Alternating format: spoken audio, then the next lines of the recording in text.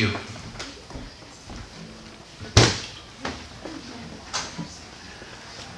I just want to say I just finished hearing the next book today.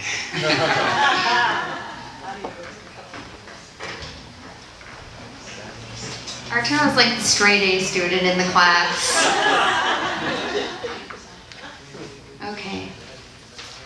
Let's see, another Salinger fact. Salinger dated a lot, but he never became better at it. He was a bit awkward. According to Leela Hadley Luce, while they were recording, he mentioned it was raining. While they were recording, he mentioned it was raining, and she said, "Oh, I don't mind. I like to walk in the rain." His response was, "Oh my goodness, what a cliche." When she said, he said it a lot. She eventually became afraid to talk to him for fear he would dislike her words. Aww. Let's make one better one. These are all really bad. Okay, according to his biographer, his pickup line for women was, "I'm J.D. Salinger and I wrote Catcher in the Rye."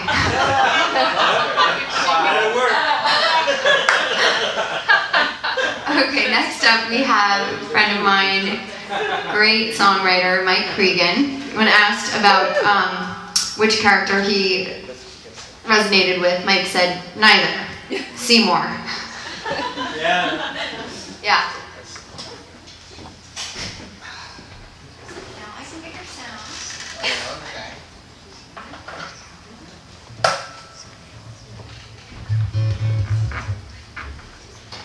All right.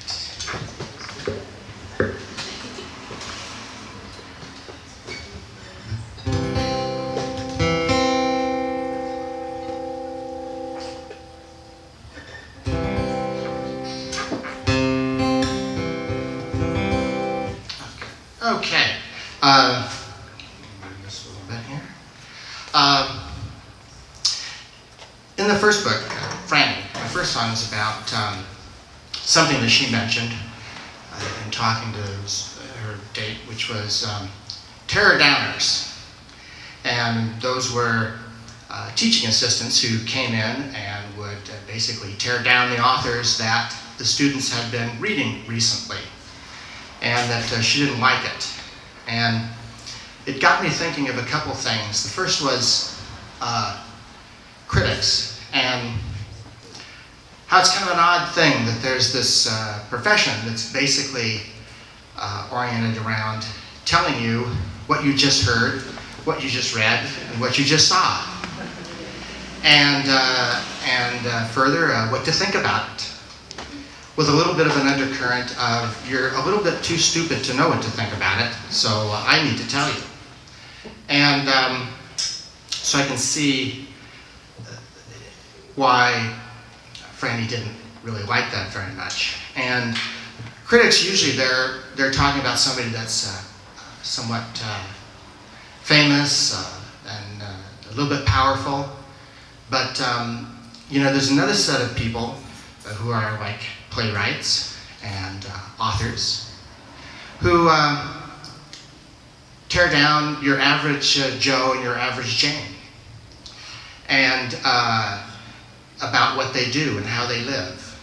And for most people, life is a terrible, and it's an impossible puzzle, and it's a tremendous struggle, and you just barely make it to the end. And then you got somebody that comes along and tells you that they don't like your method of making it to the end. And so, anyway, that got me thinking, and that's where this first tune came from. And it's about people who run people down, and it's called "Run You Down."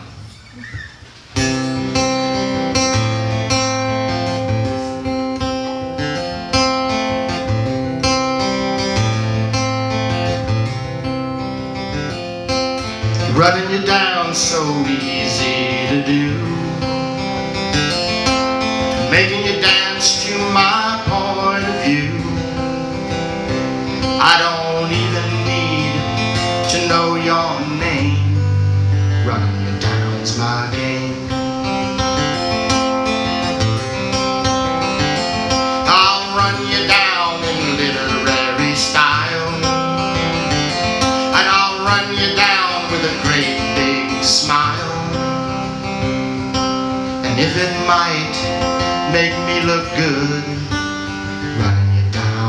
should.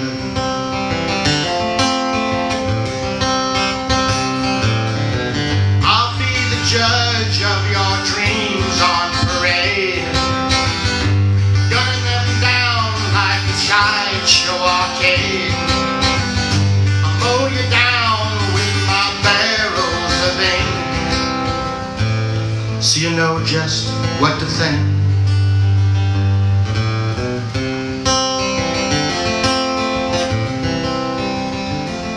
That little doubt inside of your brain, the darkened day that seems full of rain, you'll never know from where they came. Writing it down's my game.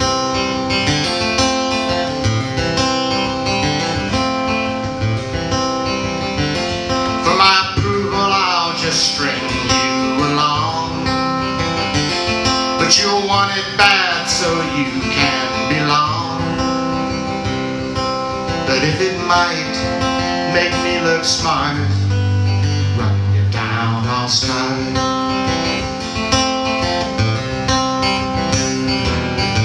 I'll be the judge of your dreams on parade, gunning them down like a sideshow arcade.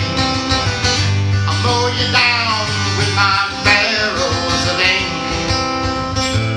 so you know just what to think.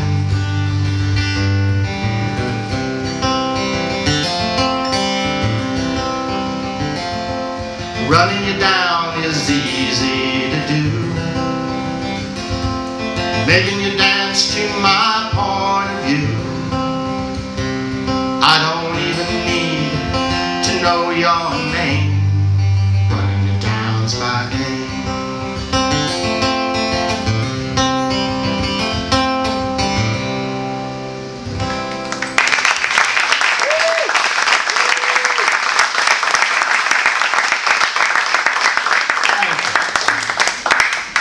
Thank you very much. The second one's a little bit of a tangent from the book. It's something that from reading the two stories and the one from book club before that, it inspired me for I've never written a story song before, and it inspired me to write a story song. And in the middle of that, there was this line that I had an assignment on and to include, so I included that in there too. But anyway, so this is my first attempt at a story song.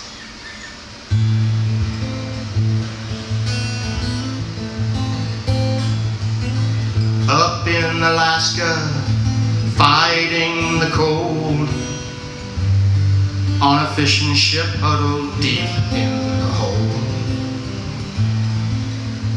All of a sudden, the captain called my name.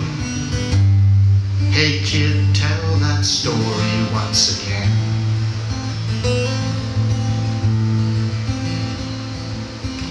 They all drew around and held their cups of joe. My white breath drifted across the table slow. As I began, a howl screamed through the mast. My heart pounded and the words flew out so fast. The waves rolled up and the bow crashed down, and the thunder roared a glorious sound. And the captain said, "Don't worry, friends, we'll stay to the end."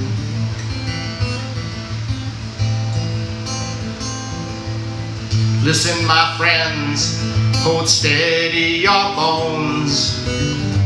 This is a tale of a young Davy Jones. He rode the wind and flew high in the rain, danced the waves, but his joy was all in vain.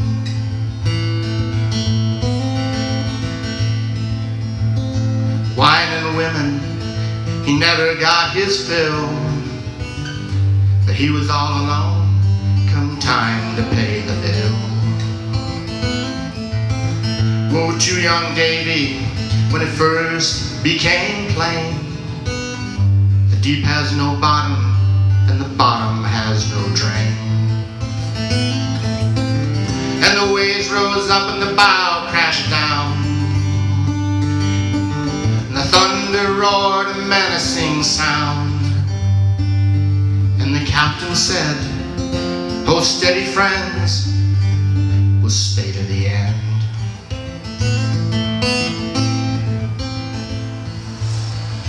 No one knows where it started to go wrong.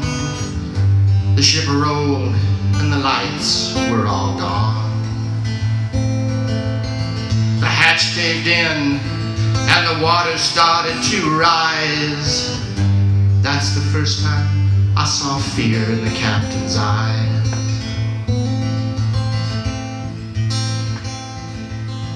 Last thing I know, as he started to descend, the captain cried out, "Kid, skip to the end."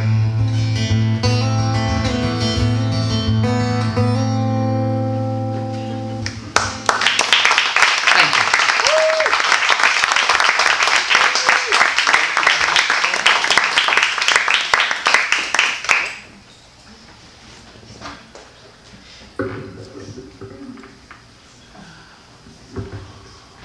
Thanks so much for being with us tonight. We have two more performers tonight. Next up we have Sierra Reeves, and following her, Evan Michael. And just a little note about next month, we're reading The Paris Wife, which is another book about, well, it's about Hemingway's first wife. It's historical fiction, and I read it this last year. I think he had 4 wives, but this is kind of the story of the first wife. So, and then the month after that will be Dr. Seuss. So that should be a good one. All right, one more little Hemingway fact. Many cited him as a perfectionist. Salinger, right? Salinger, yeah.